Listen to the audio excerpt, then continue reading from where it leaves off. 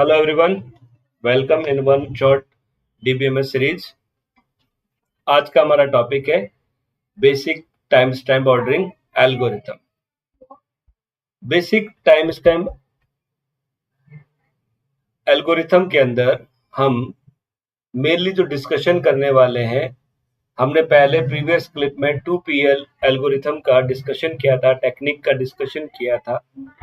अब हमारी जो टेक्निक है वो 2PL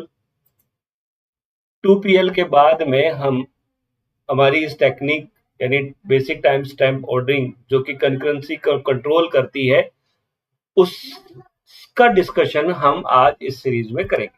चलिए स्टार्ट करते हैं कि इस मैकेनिज्म के द्वारा, जैसे कि आपको हमने पहले भी बताया था, टाइम स्टैम्प ऑर्डरिंग यानी हमने हर ट्रांजैक्शन को एक प्रॉपर टाइम स्लाइस दिया है और उन टाइम स्लाइस को एक सीक्वेंस में मैनेज कर लिया।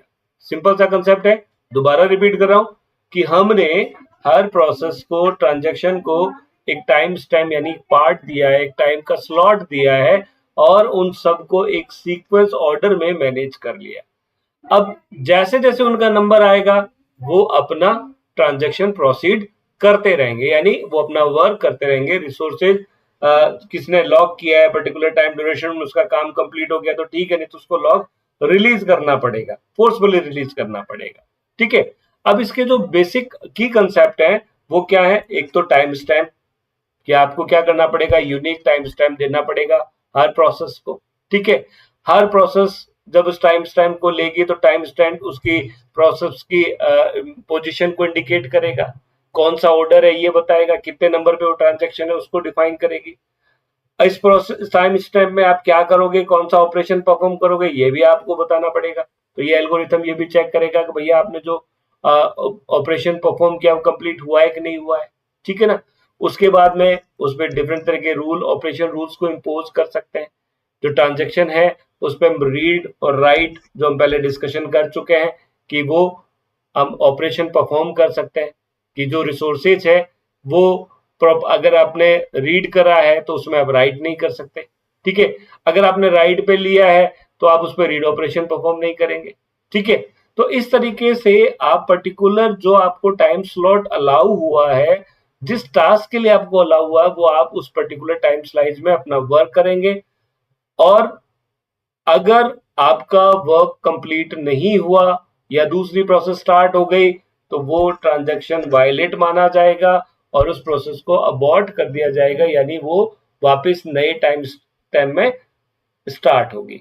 ठीक है, अब इस टाइम स्टैम्प का हम एक एग्जांपल देखते हैं। हमने दो टाइम स्टैम्प लिए, T1 और T2, दोनों को हमने पर्टिकुलर 1 और 2 टाइम स्टैम्प अलॉट कर दिए।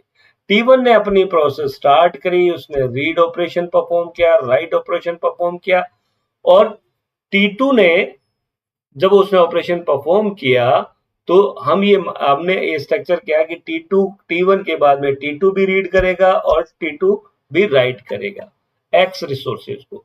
जब हम प्रोसेस स्टार्ट करते हैं तो हम ये कहते हैं कि भैया जो X है उसकी डेटा आइटम वैल्यू जो है वो 10 है।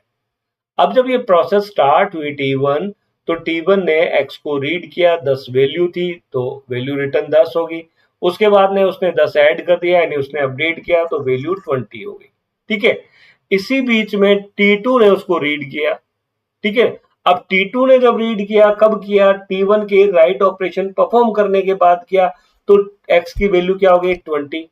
ठीक है, और 20 पर उसने उसको राइट किया। अगर वो राइट कर रहा है और उसकी प्रॉपर टाइम स्लॉट वैल्यू बीच में ही क्लैश हो गई, कम हो गई, तो वो क्या होगा? T2 ब्रीच हो जाएगा और उसको वापस रिस्टार्ट करना पड़ेगा। क्यों?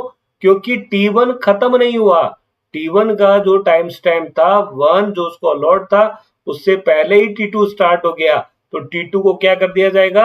अबॉर्ट कर दिया जाएगा और उस प्रोसेस को वापस रीस्टार्ट कर दिया जाएगा। ये सिंपल सा कंसेप्ट है टाइम स्टैम्प प्रोटोकॉल का। आई होप कि ये टाइम स्टैम्प एल्गोरिथम प्रोटोकॉल जो है आपको समझ में आया होगा। अगर आपकी कोई क्वेरी है तो आप मुझे इस वीडियो के नीचे लिंक जो है उस पर आप अपनी क्वेरी सेंड कर सकते हैं। Thank you, good day, take care.